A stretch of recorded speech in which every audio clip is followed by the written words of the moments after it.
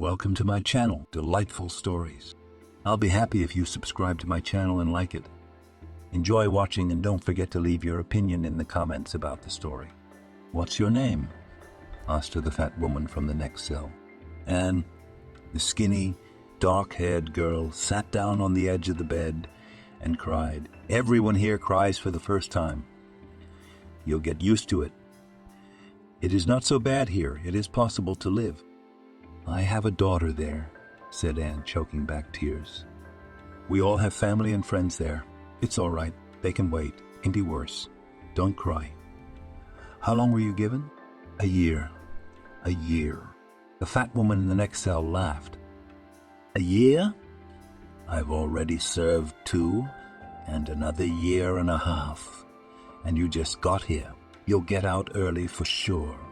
And your little girl won't notice. You'll be all right. No one's safe from jail, honey." And so began Anne's stay in a prison cell. Day after day, week after week. She was actually released 2 months early.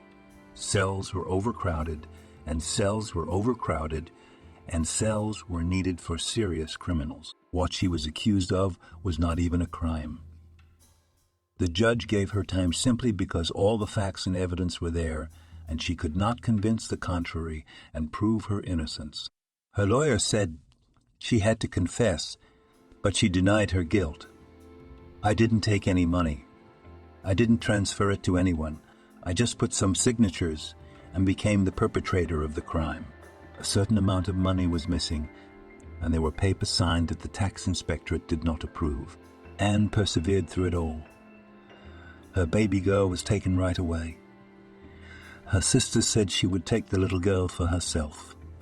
No one wants someone else's baby, not even her own family.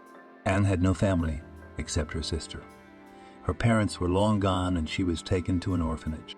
Maria told her sister that she visited the girl, that she was doing well in the orphanage, that she wasn't crying, and said hello to her mother. When the gates of the prison were behind her, she went home.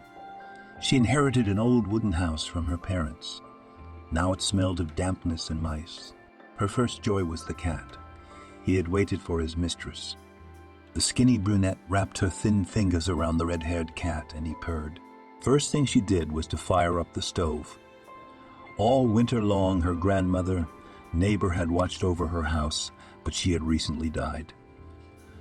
The flowers died. Maybe she fed the cat too. "It's late tonight. We'll sleep tonight, and tomorrow I'll pick up my daughter." All day long she tidied up, dusted, aired, and rewashed all the clothes. Separately she washed the children's clothes, taking larger sizes out of the chest, thinking that her daughter had grown up. She wanted more than anything to cuddle her daughter, and she was not forbidden to do so. She spent hours with her, but was not allowed to take the girl back. "Your house is in disrepair. You don't have a job, you just got out of prison.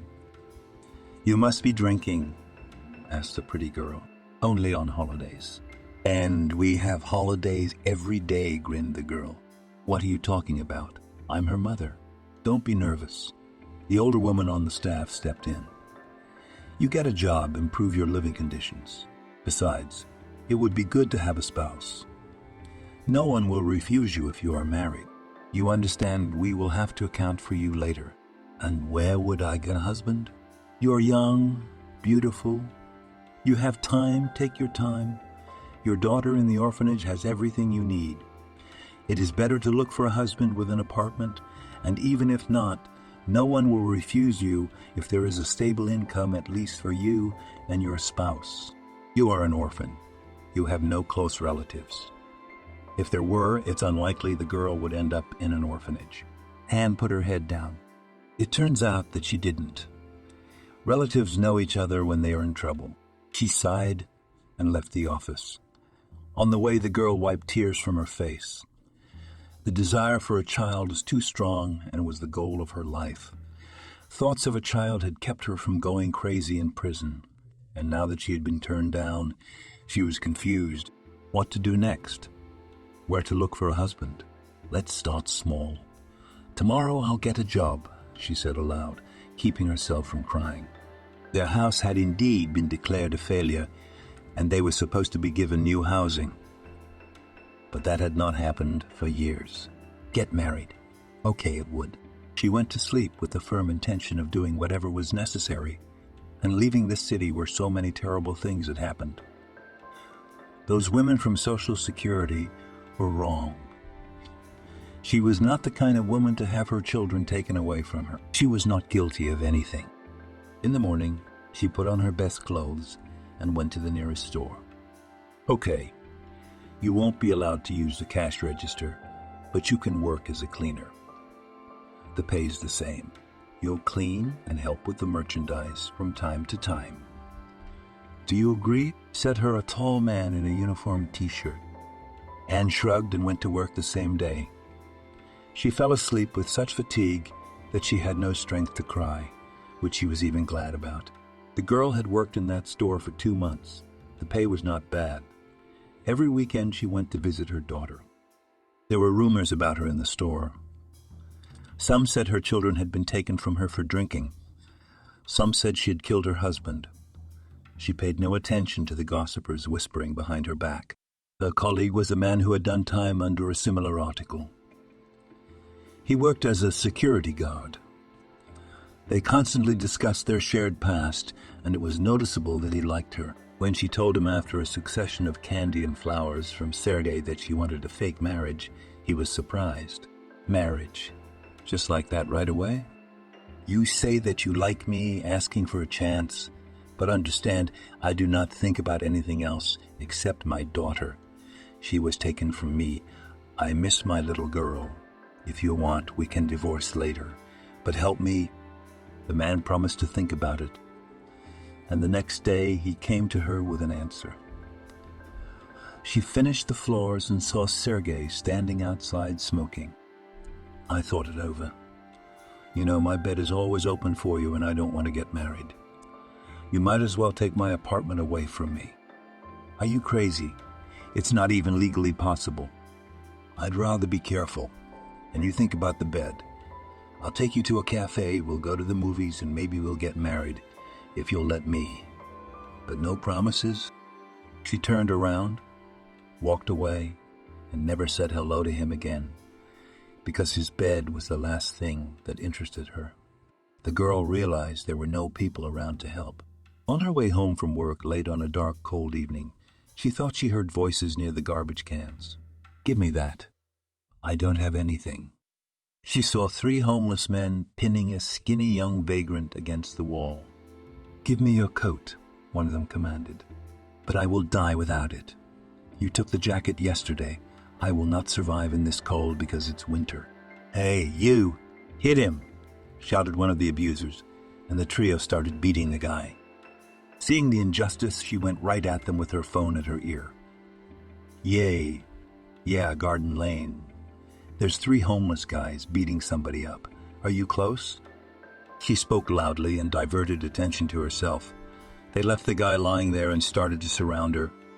What do you want here, huh? My husband. The policeman is coming here now.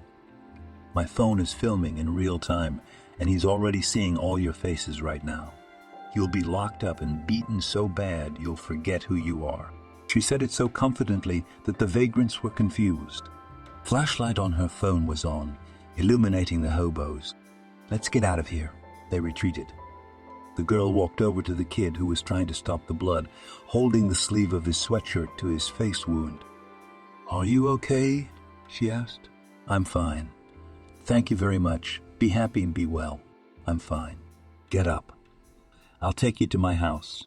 The boy got up. He didn't expect such kindness. I'm not a bum. I'm not. I just got in a fight at work over a girl and they blacklisted me and wouldn't let me go anywhere. There's nowhere to live. My apartment burned down, so I'm living on the street. Let's go to my place. Let me tell you right away, I've been in jail. Aren't you afraid? The boy shook his head. She took him to her empty house and threw his things in the car. 2 hours later, they were sitting in the kitchen drinking tea. The girl got a glimpse of the transformed guy and realized he was handsome as hell. He used her razor and got out of the shower without any vegetation on his face. His name was Albert. I've been living on the street for 2 months.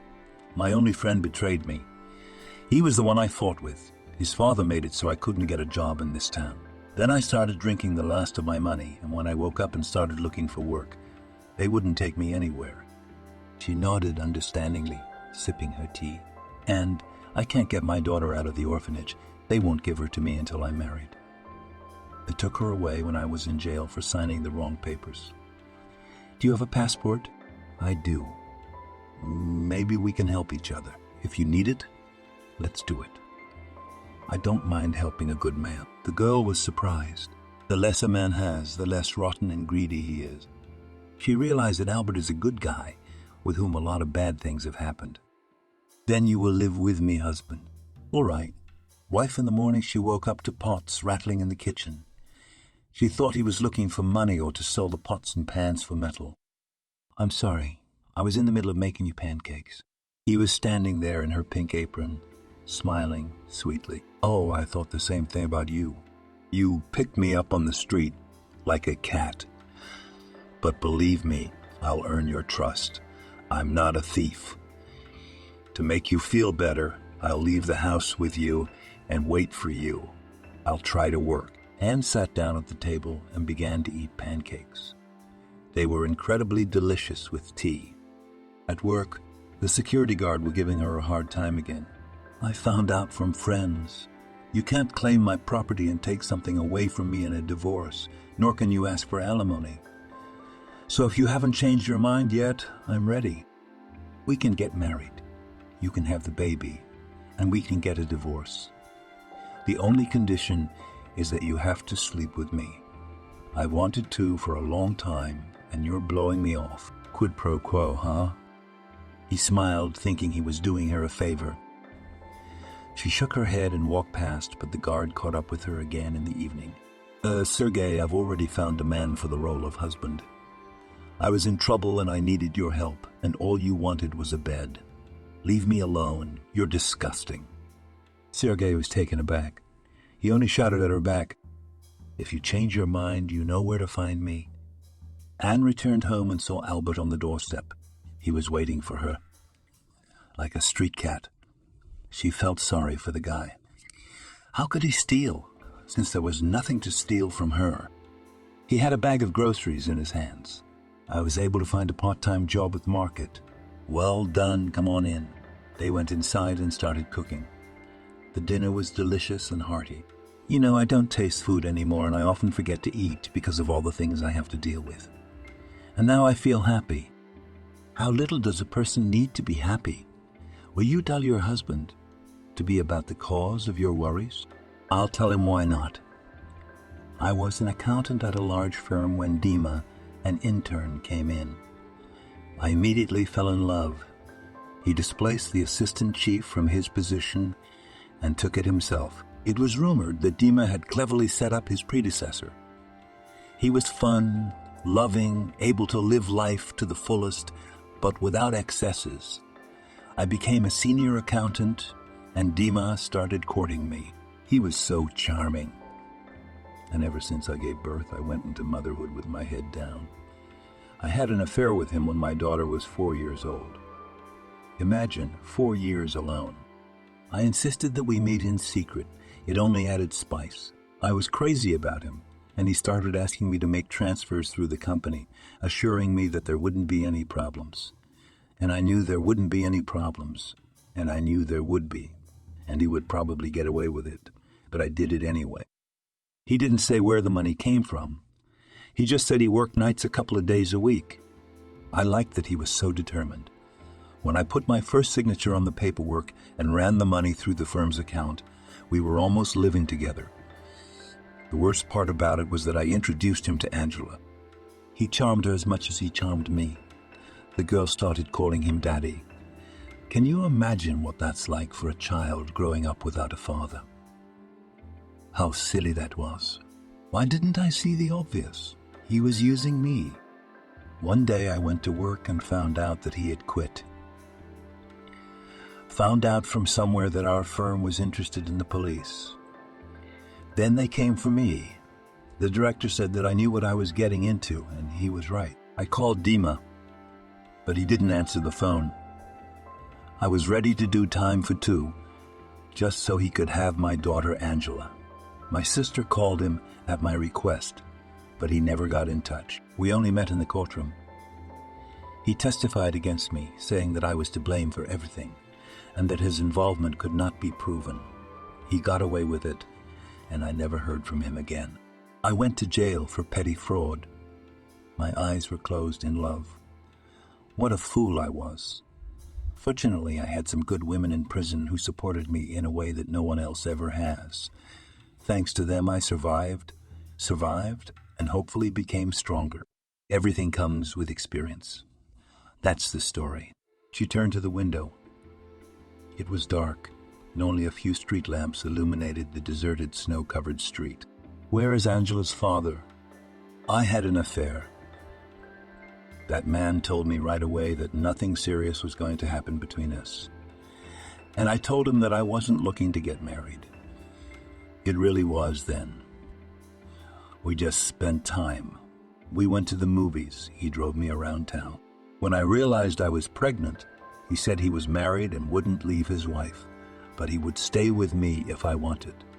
I was offered the role of mistress. He didn't avoid responsibility for the baby, but I decided to be alone. I don't know why.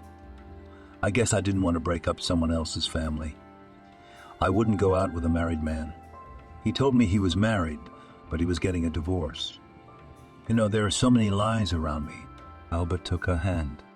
It's not your fault. It's just that people with a pure and kind heart are deceived more often. They lied to you, and they are the only ones to blame, not you. You're good. Look at you, even taking in a tramp. Anne laughed. Doesn't that prove that I'm stupid? No. It shows that you are a real person. You saved me. I would do anything for you and your daughter.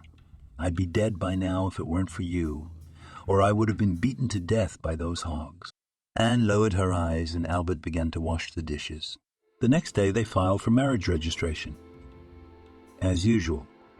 The wait was about a month. They picked the nearest date and went home. To celebrate, the guy bought champagne.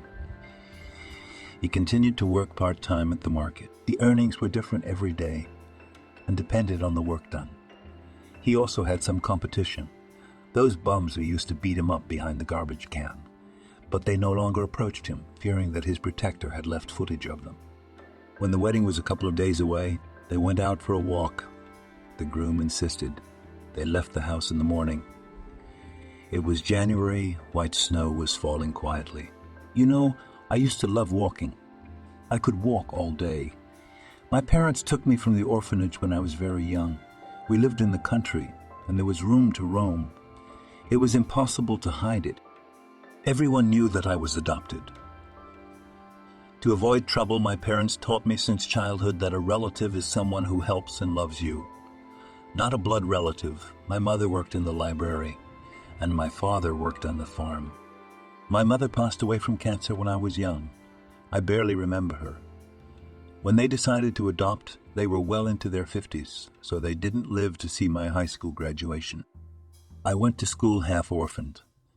My foster father went hunting and got lost.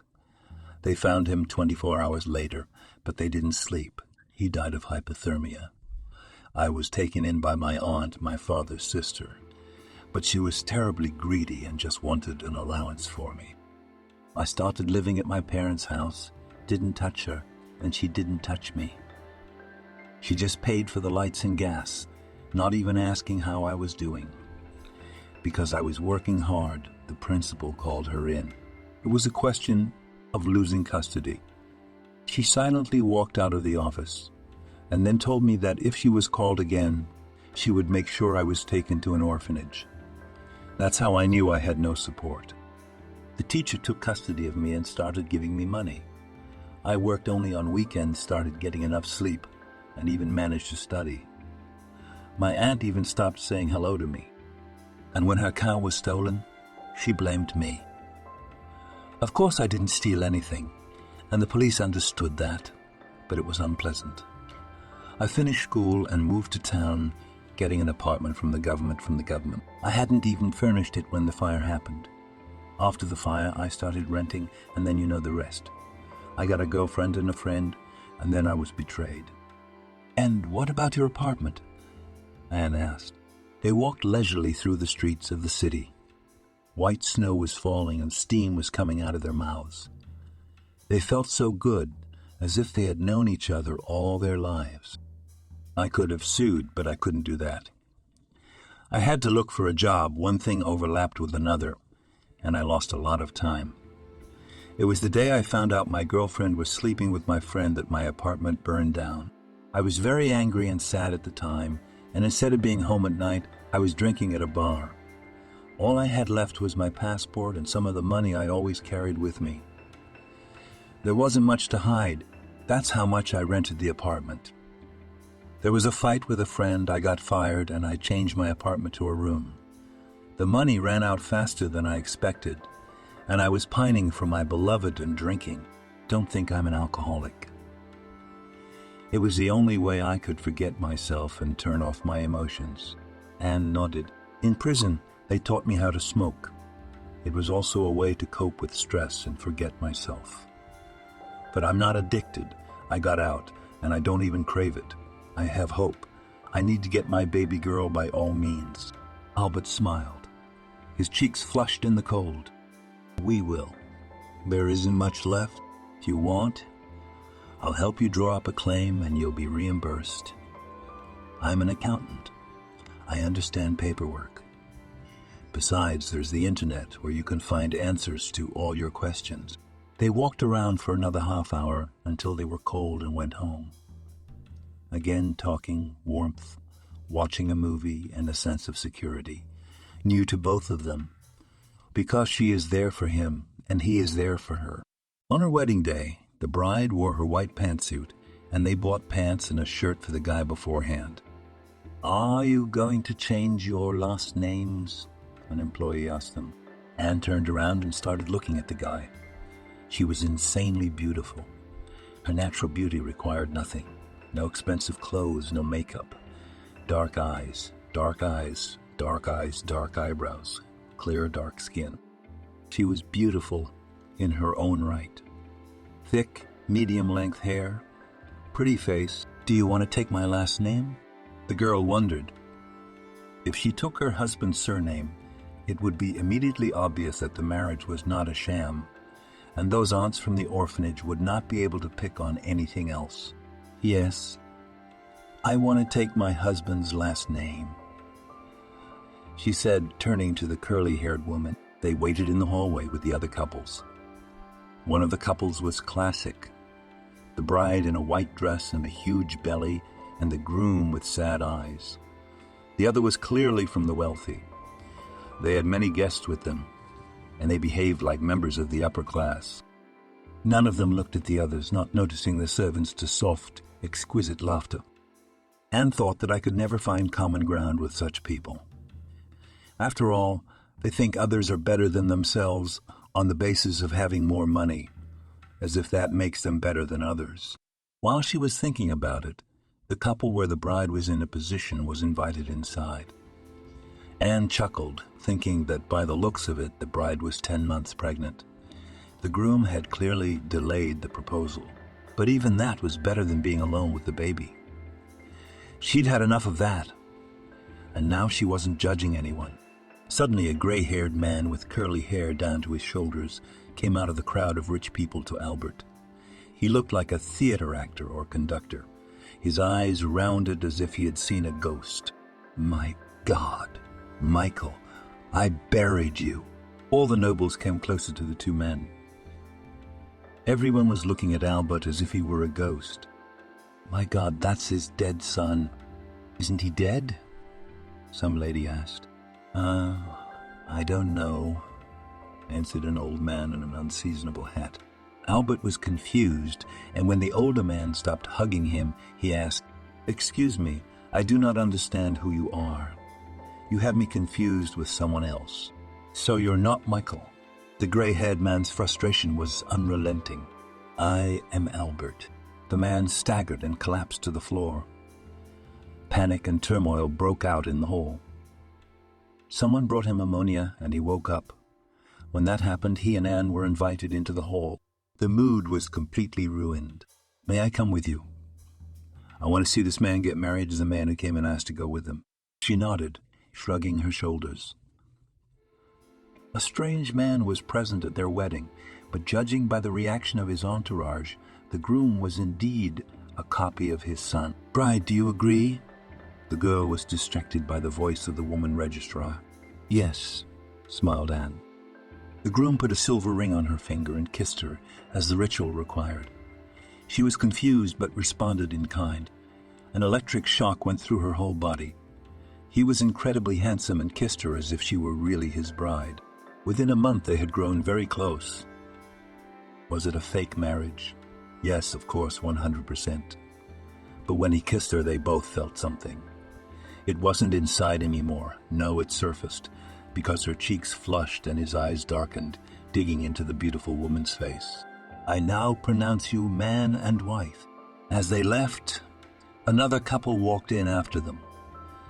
The gray-haired man followed them like a shadow when they stopped in the corridor. "Are you coming?" they asked him. At that moment, the couple he had come with were invited into the hall. "Yes, go ahead," he said, and did not move. The procession slowly went inside, and he was left alone. "Forgive me, old fool. Here, have a look at this."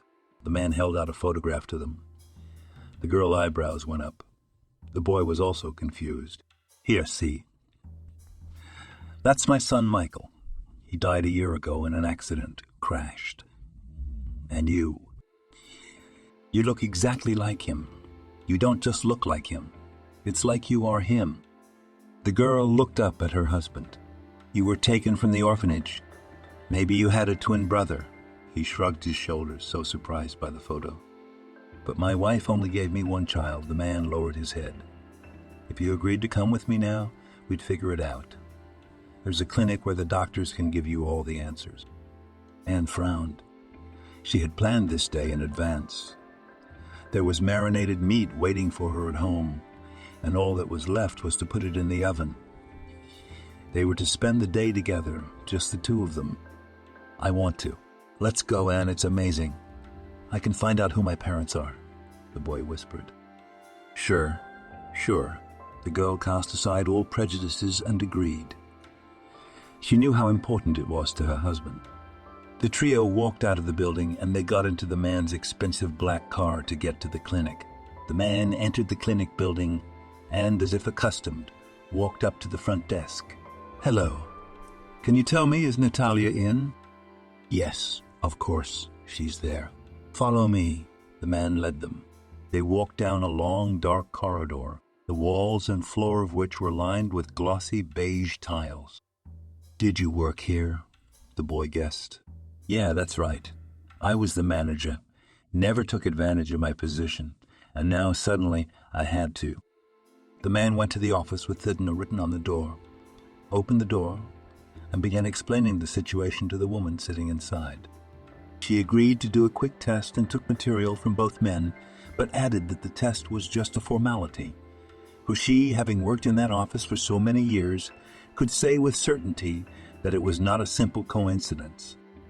"What will this test do for you?" "So I'll be your son, and then what?" "Oh, you're as straightforward as my Michael." The man laughed. "You're horologically related to him, aren't you?" "Well, yeah, right." The guy smiled. "I was born on April 13th. "Wow. And Michael was born the 12th. Must have been a mistake. Weren't you there when your son was born?" The girl wondered. "No." And the man hesitated. "I was in the business then. I was off and away.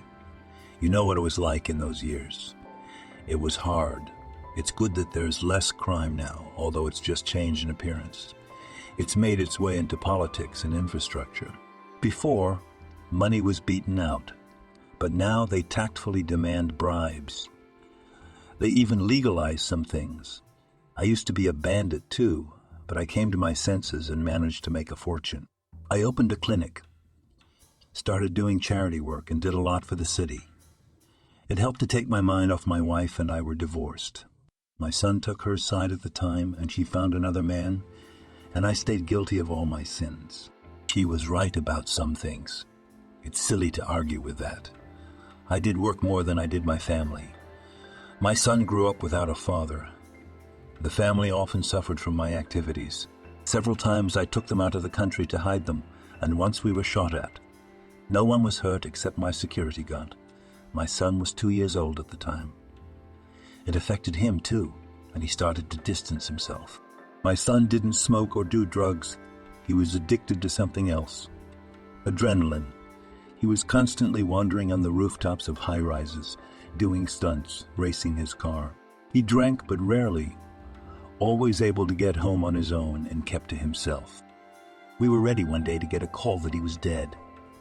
She pressured me to take away his car and limit his money, to make me look like a monster so that she could remain kind in her son's eyes. There was nothing I could do. The boy grew up and earned his own living. He worked hard at my clinic as a dermatologist. He was trained as a doctor, worked during the day, and turned into Satan at night, making the police hysterical with his antics. He and his friends did everything smart. They hid the license plates so they couldn't be tracked down. Just knowing they were the ones doing it, they called me and complained. And I asked them what I could do and told them to arrest him if they had to. That way the cops could save his life. He ended up crashing, just driving home from work, in a regular, not speeding car. It was slippery.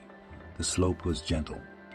He turned the steering wheel to avoid hitting a child and paid for it with his life.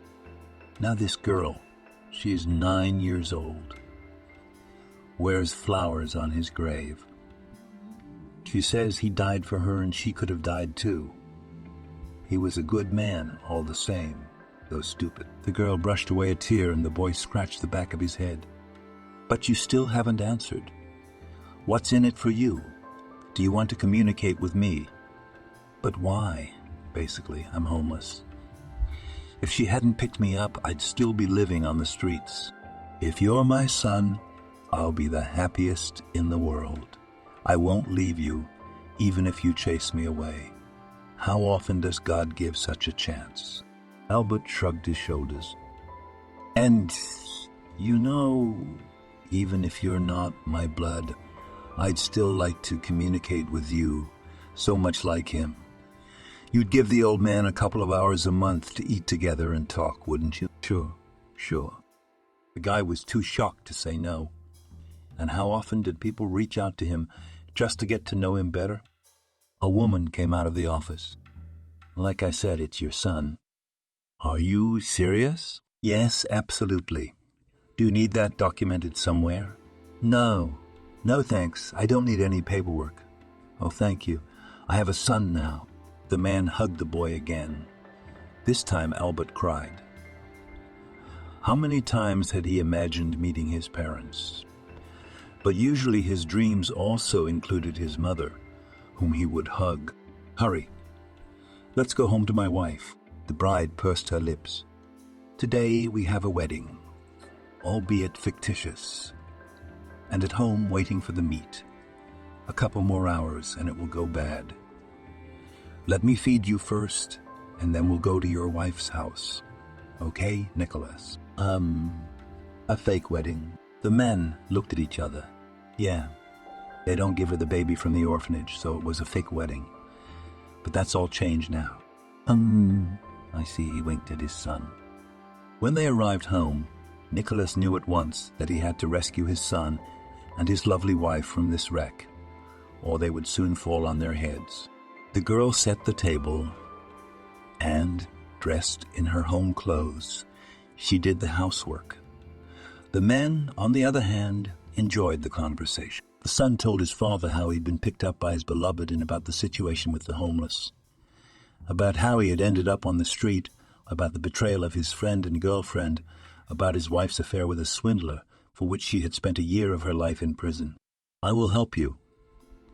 In this city, everything is decided by power, as indeed everywhere, and I have it.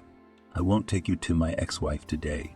She has another man, and he won't be happy to see me at this late hour, so we'll postpone until tomorrow. Oh, it's going to be a busy day. Nicholas had dinner with his son and his wife and said he would pick them up in the morning. Anne didn't take a vacation. She just asked him to cover for her at work for a while, because she needed the money. They were left alone. The girl put on her nightgown and said goodnight to her husband. He responded in kind and went to bed. A couple of minutes later, she heard the creaking of the sofa, and the guy appeared on the threshold of the room. "Look, I'm not pretending to anything, but can't we spend the night together? Just lie down, talk, sleep together." The girl was embarrassed. She was physically attracted to him, but tonight her whole attitude was shot down by the news about his father, who was a powerful businessman. She remembered that, though not often, she had seen him in the newspaper. There were no thoughts of intimacy. She was rather happy for the guy. Yesterday he had been beaten by bums on the street, and today he might be the heir to $1 million fortune. The guy was surprised at this decision, but he left.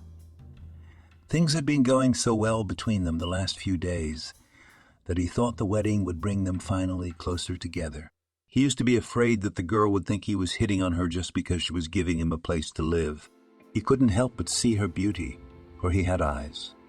It seemed to him that the girl was reaching out to him too. He could not understand what this behavior of hers had to do with it.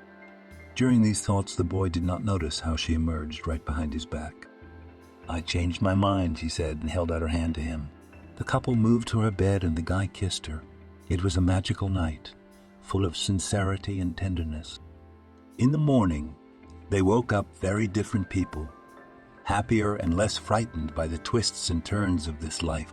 After breakfast, which was interrupted now and then by kisses and laughter, they waited for the father of the groom. He was punctual and showed up on the doorstep at exactly the appointed time. "First to the shelter.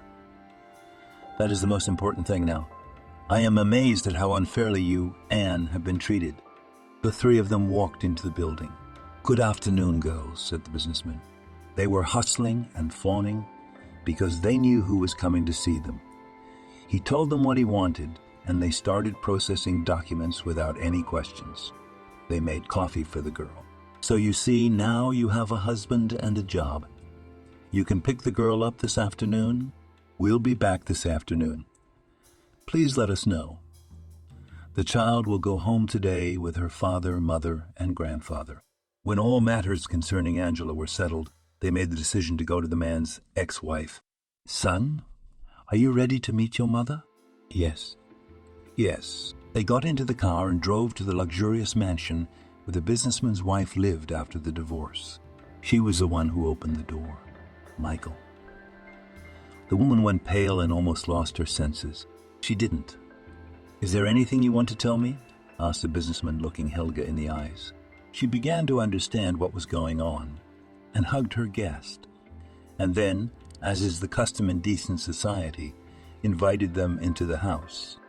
"I want you to know that I've been looking for you for years, but you were adopted as soon as I gave you up. I was afraid to tell my husband. He was a tyrant, a cruel man, and wouldn't understand me." She spoke as if he wasn't sitting in the next chair right now. "I still am, but explain why I'm only finding that out now that my son is 30. 30 years old, half his life is over. Half his life is over. How could you? If there was an article, I'd sue you for that." He spoke harshly. It was clear that he and his wife had no warm relations. "I'm guilty. I'm very guilty. I'm sorry, but you are also guilty. Remember how we lived then. You were away for months. You came home at night with blood up to your elbows. You had fights, shootouts. You and your brother almost killed each other. My mom, when she found out I was having twins, told me right away that we couldn't handle two. I hoped one would just die, but after I gave birth, they brought me 2 babies. From the beginning of the pregnancy until the boy was a year old, I didn't see you. You came home at night, and when I wanted to tell you that there were going to be 2 babies, you wouldn't let me talk. You would start yelling and saying you were tired. I thought it was a sign, and I really couldn't handle having twins by myself. You took your parents so far away we never saw them. And my mom was sick, and I knew she was going to die soon. I was sure you were going to be killed too. All you thugs end your lives this way. I wasn't a bandit. Those were the times. Poured over her ex-husband, only now realizing how his wife had seen it all. I was, honey, I was, but don't make excuses. I'm not judging. When I gave birth, they brought me 2 babies, and my mom asked if I'd reached you. I said I hadn't. Then she took 1 baby. I shook my head. I didn't want to give it away, but she reminded me that I could be alone, and I'd have to give one of them to an orphanage anyway. You know, times were hard. No jobs, no housing. We were so poor. You'd make some money, but then you put it away, and I couldn't even go to the movies. Mom's money wasn't enough for everything. Where would I go with 2 kids? Who would need me? What would I do when I went to work? Who would I leave the kids with? And I realized my mother was right. I closed my eyes. And when I opened them, I forbade myself to think about it, and that was it. That's how the first 6 months went. You only came 3 times during that time. I coped, but I knew that if I had 2 kids, I couldn't do it. And when you came back and things more or less got better, and you started your own damn car service, I decided to make things right and started looking for a second son. If I told you about the second kid, you'd kill me. It wasn't your anger I was afraid of. It was the fact that you would actually kill me. You wouldn't have forgiven me, and you would have left the child motherless and growing up in an orphanage. The man clutched his head. What are you talking about? I would never lay a hand on a woman. Have I ever hit you? I did. Once. When I caught you in bed, and with whom? With my enemy who robbed me of millions. You went from one bandit to another, and I don't know which of us is worse. There was a silence. The newlyweds felt uncomfortable in front of a family quarrel of people who were almost strangers to them. The boy intervened. That's enough. Why are you guys being little? We were, and we were. She was scared. You were hard. I survived. I had good guardians. There have been some hard times in my life, but my brother here, I'm sure it wasn't easy either. Can you imagine how I feel? A month ago, I was a lonely bum, and now I have a wife and parents. Please don't swear. You're not strangers, and you owe me a childhood. The mother and father cried and threw themselves into a hug upon hearing this. The bride sat beside her and smiled, trying not to cry. The words about her childhood were taken seriously, and she and Helga planned a trip to the amusement park. She, too, was told the girl's story, and she took it sympathetically. She didn't judge that she had been in prison. Finally, the parents fought again, but this time over where their son was going to live. Everyone wanted him and his wife to move in with someone else. But I have a house, smiled the girl. Well, no, it's not a house, said the husband's father. You should know what a wreck they live in. But you have my worst enemy here, so move in with me. But I have a child. She's noisy. You'll get tired. Honey, I've always wanted grandchildren. Make the old man happy one last time. I haven't slept tonight, and I got my maid up. She wasn't asleep either. We were preparing everything for your arrival. I'm so tired of wandering around an empty house at night. Are you taking pity on me? That's just like you, said the ex-wife. They agreed that the family would move into Nicholas' home. They went to the orphanage, where they were handed a package of documents for the girl. Once again, the child's mother was surprised at how the staff's attitude toward her had changed. At that moment, a caregiver led the child down the walkway toward them, holding her hand. Angela recognized her mother and rushed to her neck. She was as swarthy and pretty as her mother. They settled the formalities and came home, but only then to pack their things.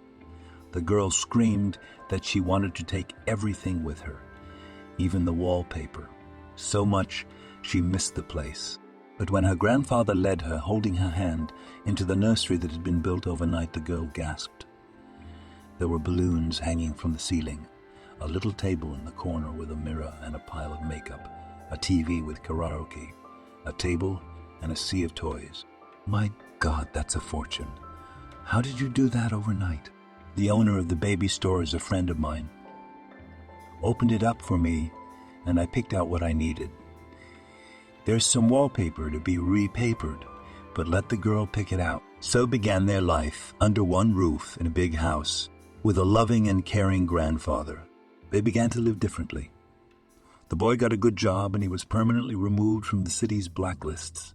The story was covered by many publications and newspapers were full of headlines about finding the son of a big businessman. Left the store and decided to tie her life to helping people and enrolled in medical school. From the very first days, the girl got used to her grandfather and Albert, whom she now calls Daddy. 6 months later, Anne opened the door and saw the coast from the past. The same con man who had cheated her out of a year of her life. "Hi, you work here too?" "It's for me." "Let him through," Nicholas said. "I've been wanting to hire a legal assistant for a long time." The crook walked past her with his head held high. "You look pale," her husband remarked, coming up behind her. "You have no idea who is interviewing for the job of your father's assistant." The girl told him everything. He shook his head. "You have to tell me who it is." "Oh no, I'm fine, and I'm not going to degrade myself to revenge." The boy quietly went up to his father's office and said hello to the con man, looking him in the eye. "Dad, just a minute, it's very urgent." His son whispered a few words in his ear about the candidate, and he, with a nod, returned to his office. "So what did you say? If I agree, the position is mine." They smiled the boy, who managed to charm the old man. He would like to discuss the schedule. "Tell me, how do you sleep? After a woman got into trouble because of you and said goodbye to her child for a year, but it wasn't like that." "I don't care. Apparently, you're having a good time. Go on, get out of here, but know that you won't find a higher position in this town than cashier. And if you dare to offend anyone else in my family, you'll be looking for a place among the homeless. My son does not know, but I have already punished one offender that way. He abused my son, did not let him work, and took his girlfriend away from him. My son was forced to vagabond, and now the bum is that man. I've wanted to find you for a long time. Because of you, my sister-in-law got a criminal record. You have no idea what her daughter went through. She still cries at night when her mother isn't around. Go on." The con man realized what had happened and, with his head down, walked away. The young ones pleased their parents exactly 1 year later. They informed them that soon the family will have a new addition. They do not know if it will be a boy or a girl. The girl gave her already renovated house to the woman who had supported her the most in prison. She took a job at the same store where her friend used to work.